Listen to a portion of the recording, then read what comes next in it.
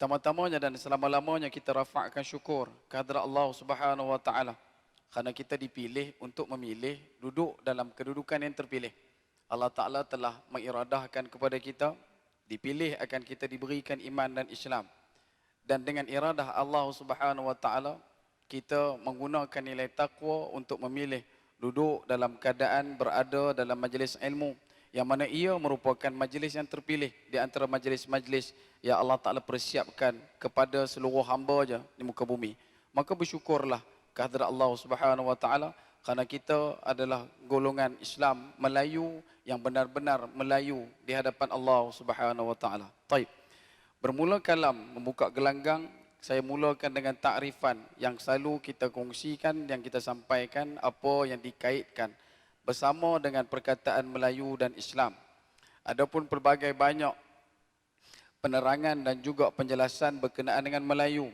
Bahkan sampai ke hari ini perdebatan besar tentang apa itu Melayu, siapa itu Melayu, dari mana asal Melayu, menjadi buah mulut bukan takat di tempat kita, tetapi juga nun jauh luar daripada benua Nusantara.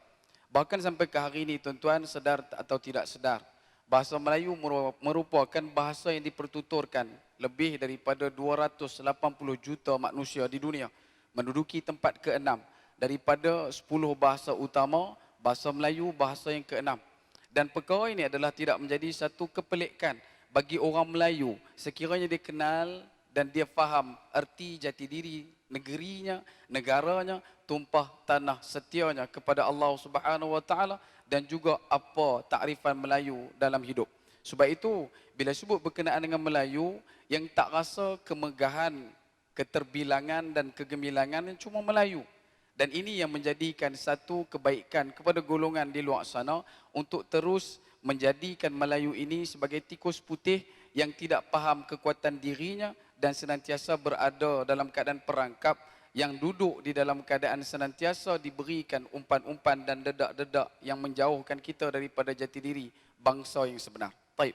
Melayu ada banyak takrifan. Antara yang disebutkan adalah diambil daripada nama satu sungai di sebelah negara sebelah dengan kita, Indonesia. Satu sungai namanya Sungai Melayu. Ada juga disebutkan Melayu diambil daripada catatan daripada I Ching yang menggunakan kalimah Moloyu. Moloyu. Ada juga disebutkan daripada kalimah Malayur. Ada juga disandarkan kepada kalimah Himalaya. Dan begitu juga lah bila mana ditakrifkan oleh para alim ulama kita, Melayu itu maksudnya adalah Islam itu sendiri. Kerana apa? Orang yang benar-benar Melayu adalah Melayu di depan Allah Subhanahu wa taala. Bahkan dalam perlembagaan 160-2 atau perlembagaan Malaysia juga menyebutkan Melayu itu salah satu sifat cirinya mesti Islam. Melayu itu Islam dan Islam itu Melayu. Dan benda ni merupakan satu motivasi besar kepada kelompok kufar di luar sana untuk mencerai-beraikan ikatan yang kuat ini yang telah pun dikersanikan dalam setiap satu salur urat darah yang kita bernafas dengan hela nafas Islam, hembusan kita, hembusan Melayu duduk dalam keadaan nak diceraikan oleh kelompok-kelompok ini. Kerana itu, bila kita sebutkan Melayu itu Islam, Islam itu Melayu, dia adalah satu benda yang dah sinonim, bersebati dan sudah pun berjati dalam diri kita. Dan kerana itu juga tuan-tuan, bila mana kita tengok dalam pembikinan watak manusia Melayu ini, dia bukan satu cerita yang hanya dimulakan selepas daripada tahun 1957. Bahkan lebih berat lagi sekiranya kita hanya faham ia bermula selepas daripada 1963, MA Persekutuan Tanah Melayu. Tetapi perjalanan denai-denai yang dilalui oleh bangsa ini merupakan satu denai yang tidak terfikir akal untuk kita capai. Sebermula daripada Kesultanan Melayu Melaka yang pada akhirnya jatuh pada tahun 1511 katanya. Namun begitu ulama juga mengatakan yang jatuh cuma kota Melaka, tetapi empire keislaman Melayu Islam Melaka masih lagi segar bugar sampai ke hari ini tuan-tuan.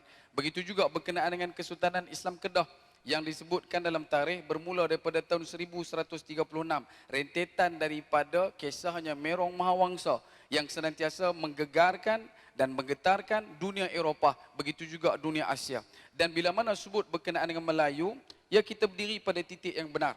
Bahkan terdapat juga dalam sumber rujukan sejarah tapak arkeologi tertua di dunia.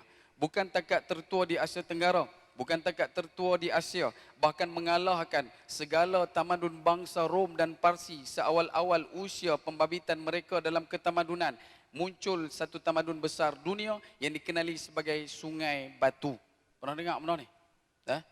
Bila sebut kata Sungai Batu, ia ada kaitan yang cukup dekat, cukup ironi dengan penglibatan kerajaan Langka Suka. Bila tengok dalam Merah Mahawangsa, dia bawa kisah berkenaan dengan Iskandar Zulkarnain dan sebagainya, kisah berkenaan dengan Puteri Rom dan juga perkahwinan dengan anak Maharaja Cina. Ada disebutkan juga panggilan kepada Merah Mahawangsa daripada kerajaan dinasti Cina pada masa itu.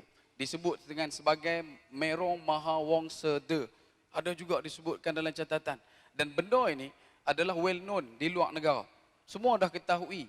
Tapi yang tak ketahuan tu adalah orang Melayu sendiri. Boleh faham? Orang luar cari ilmu pengetahuan untuk mengetahui bangsa ni. Orang kita, dia tak mau ambil tahu pasal bangsa dia dan dia buat tak tahuan dengan bangsa dia. Dan sebab itu bila sebut kata Melayu itu susah, ya, Melayu itu susah. Dia susah melihat orang susah dan dia senang melihat orang senang.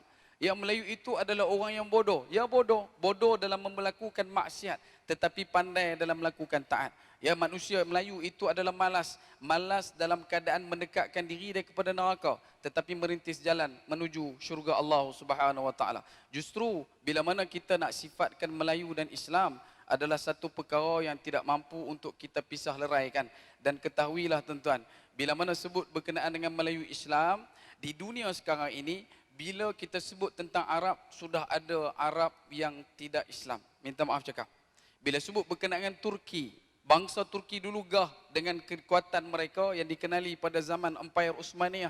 Mereka bila sebut kata Turki, orang tahu Turki mesti Islam. Bila sebut berkenaan dengan kelompok-kelompok orang yang dulunya Islam, ya dulu mereka Islam tetapi pada hari ini sudah pun berpecah. India, kalau kata kita tengok balik dia punya kegagahannya dulu sebagai seorang India yang Islam. Bila sebut kata India, ya benua Islam. Tetapi hari ini kita kena klasifikasikan. Ada India yang Muslim, ada India yang tidak Islam. China juga terkenal antara satu sayap terkuat orang Islam pada satu ketika dulu. Bila sebut kata China, boleh dekat dengan Islam.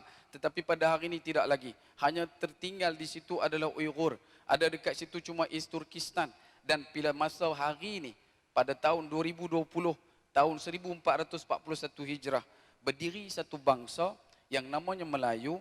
Dan bila sebut kata Melayu, pasti orang akan ingat Islam. Sebab itu, bila sebut berkenaan dengan Melayu, tidak lain tidak bukan. Ia adalah satu manifestasi cinta kita kepada Allah dalam keadaan kita melayukan diri kita di depan Allah, iaitu mengambil kalam daripada Ashhadu an la ilaha illallah wa ashhadu anna Muhammadar Rasulullah. Aku bersaksi, aku berserah diri kepada Allah Subhanahu Wa Taala bahwasanya Allah sahajalah yang layak disembah, dan aku bersaksi bahwasanya Nabi Muhammad itu adalah pesuruh Allah. I bear witness there is no God to worship for except Allah, and I bear witness there is Muhammad is the prophet and messenger of Allah. Wana ketu kudiawan Allah vin taviri viri yaru milai Muhammad Rasulullah sallallahu alaihi wa alihi wasallam vin viru tutirver. Itu translate dah bawah ni. Boleh tengok sari kata insya-Allah.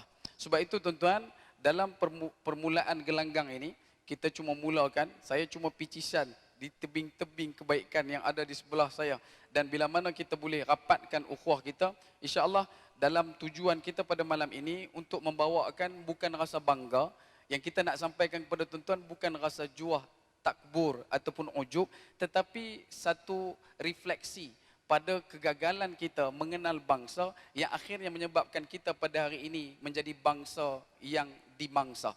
Justru